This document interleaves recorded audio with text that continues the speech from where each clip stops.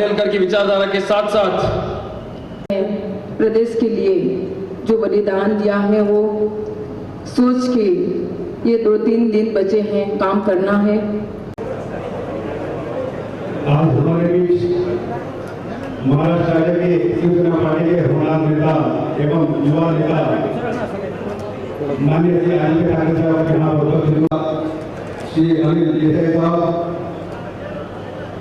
उनको मैं हार्दिक स्वागत करता हूँ। दोस्तों, काफी दिनों से वो यहाँ पर मेहनत कर रहे हैं हमारे चुनाव सभा के लिए। मैं तहे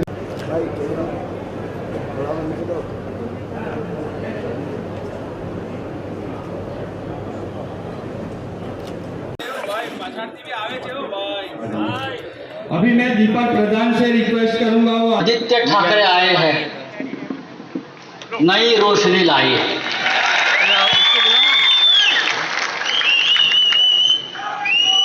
आपने देखा होगा मंच पर इस देश के जो युवा नेता अभिनव जेलकर और आदित्य ठाकरे जो इस देश को आगे लेकर जाएंगे। कलाबेन जी, आप बोल रही थी कि ये चुनाव पहली बार आप मोहन भाई के बगैर लड़ रहे हो।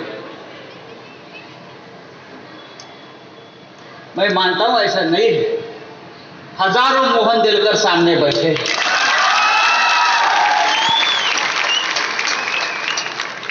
आज घर घर में मोहन देलकर है,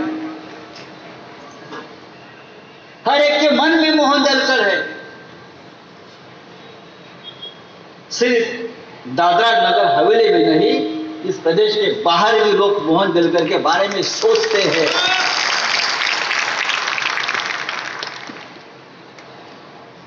दो परिवार का ये संगम हुआ है, ठाकरे परिवार, देलकर परिवार, महाराष्ट्र और दादरा नगर हवेली का परिवार। और जिसके पीछे ठाकरे परिवार और महाराष्ट्र खड़ा होता है जी जान से, उसे कभी डरने की जरूरत नहीं होती। हम शेर के बच्चे। शिवसेना जब दोस्ती निभाती है तो उसके अफसाने लिखे जाते हैं, और जब दुश्मनी करते हैं तो तारीख बन जाती है। तो जिसने भी मोहन भाई देलकर को बलिदान के लिए जबरदस्ती की है, जिसके वजह से मोहन भाई का बलिदान हुआ है, उस दुश्मन को हम नहीं छोड़ेंगे। वो सिर्फ आपका दुश्मन नहीं, वो महाराष्ट्र का दुश्मन है, शिवसेना का दुश्मन है। और जैसे छत्रपति शिवाजी महाराज ने अफजल खान हो, शाइस्ता खान हो, अपनी दुश्मनी निभाई, आप देखो आगे आगे क्या होता है।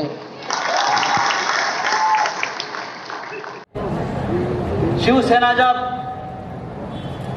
दोस्ती निभाती है तो उसके अफसाने लिखे जाते हैं, और जब दुश्मनी करते हैं तो तारीख बन जाती है। तो जिसने भी मोहन भाई देलकर को बलिदान के लिए जबरदस्ती की है, जिसके वजह से मोहन भाई का बलिदान हुआ है, उस दुश्मन को हम नहीं छोड़ेंगे, चाहे सामने कोई भी हो। कौन? प्रफुल्ल खोड़ा पटेल,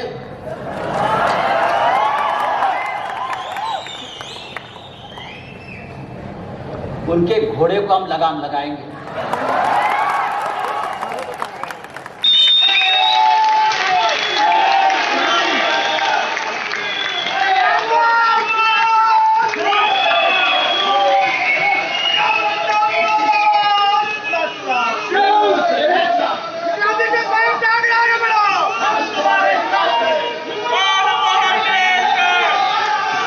काफी दिनों बाद ऐसी सभा देखने को मिली है।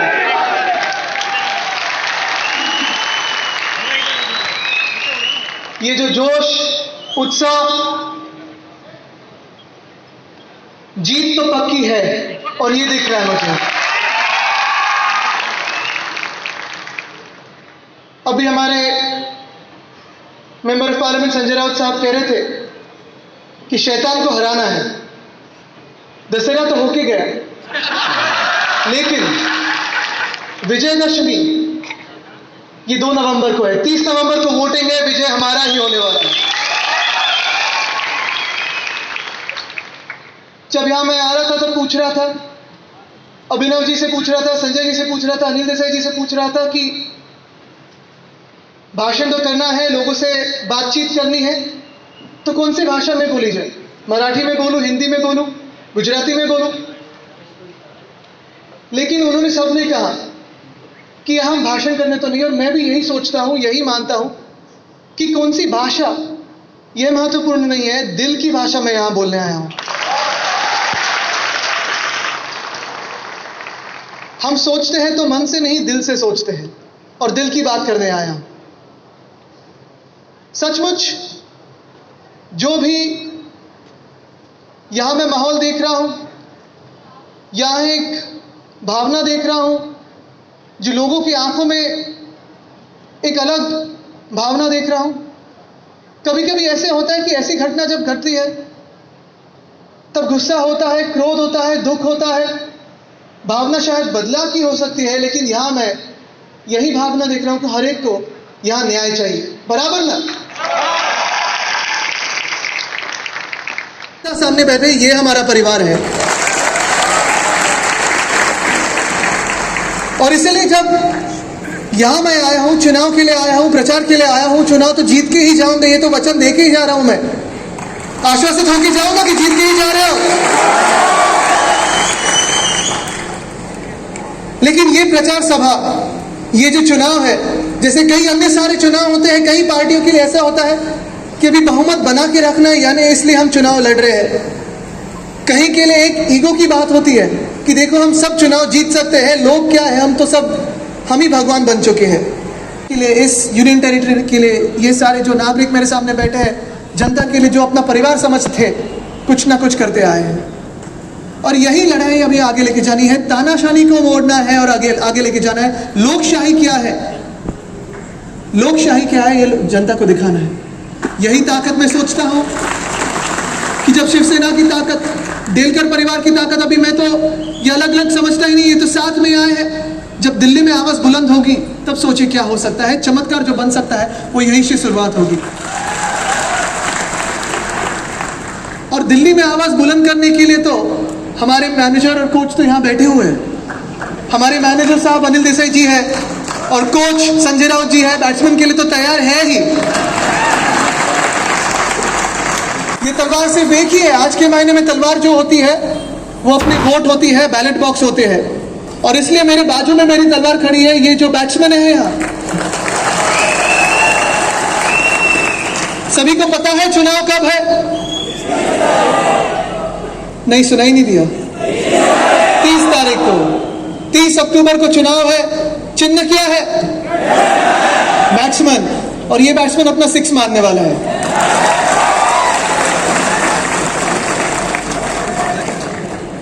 एमएसडी, सबको तो पता है एमएसडी कौन है। देश के लिए एमएसडी शायद महेंद्र सिंह धोनी होंगे, लेकिन यहां एमएसडी कौन है? यहां एमएसडी कौन है? मोहन डेलकर साहब।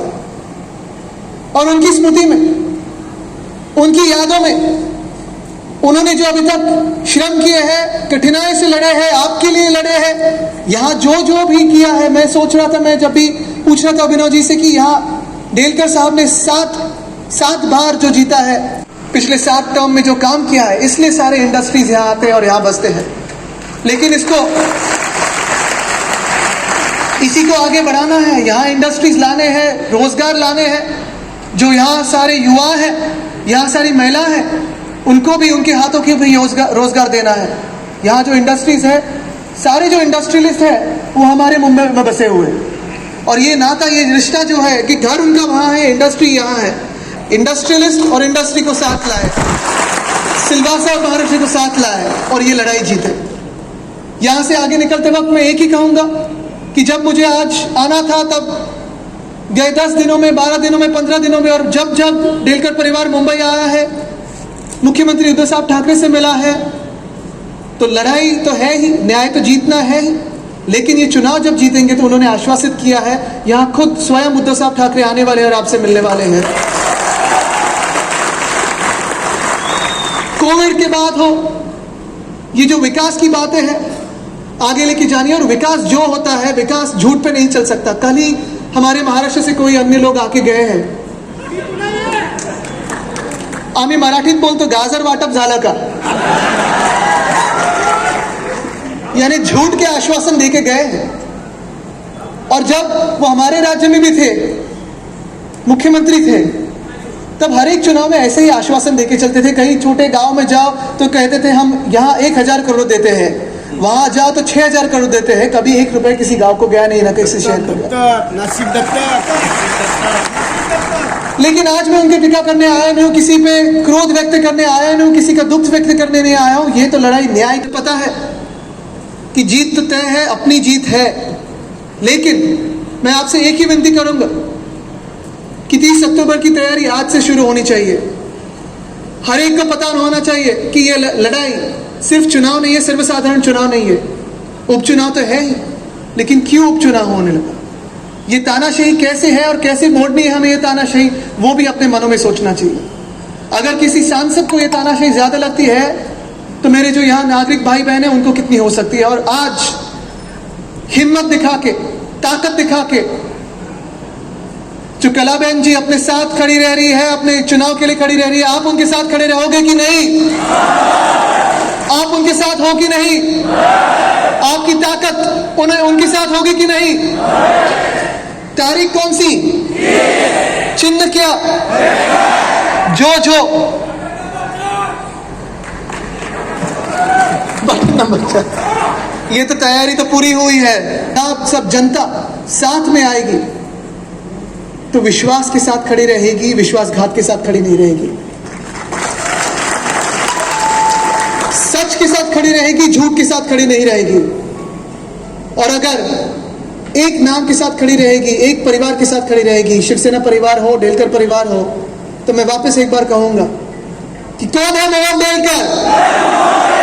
कौन है मोहन डेलकर? कौन है मोहन डेलकर? धन्यवाद, जय हिंद, वंदे मातरम। ये पूरा विश्वास है कि जो उपचुनाव है ये सिर्फ उपचुनाव नहीं है, लेकिन ये न्याय की लड़ाई है, और डेलकर परिवार, शिवसेना परिवार ये न्याय की लड़ाई जीतेगा, ये पूरा विश्वास है। क्योंकि यहाँ पिछले 7 टर्म में जो काम किया है, जो प्यार जिताया उन्हें, ये आज दिख रहा है, मुझे लोगों की आंखों में दिख रहा है, और ये पूरा विश्वास है कि डेलकर परिवार, शिवसेना परिवार ये लड़ाई जीतेगा। तानाशाही खत्म होगी, बिल्कुल खत्म होगी। शिवसेना की तो ये शिवसेना इसीलिए जानी जाती है कि जहाँ जहाँ अन्याय होता है, तानाशाही होती है, उसके खिलाफ हम लड़ते हैं। शिवराय की हम शिवसेना है और उसी को आगे लेके जाएंगे। भारतीय जनता मुझे लगता है ये लड़ाई तानाशाही के खिलाफ है, ये लड़ाई अन्याय के खिलाफ है, न्याय की लड़ाई है। उनके आरोपों को मैं ज़्यादा ध्यान देता नहीं हूँ, लेकिन सबको पता है कि वो जो भी बोल रहे हैं वो झूठ बोल रहे हैं। यहाँ पूरा जो दादरा नगर हवेली है वो डेलकर परिवार के साथ है। मोहन डेलकर को कैसे न्याय मिलेगा? आप देख रहे हो, जो ये सरकार बनेगी, ये जो सत्ता बनेगी यहाँ, वो डेलकर साहब की बनेगी। कला जी लड़ रहे हैं, ये जो भावना है लोगों में, वो न्याय मिलेगा। और देखोगे आप कि आगे जाते हुए यहाँ के भूमिपुत्र को जो आवाज़ है वो बुलंद होगी। कहा कि न्याय होगा, ज़्यादा डिटेल्स में अभी नहीं कह सकता, लेकिन न्याय तो होगा।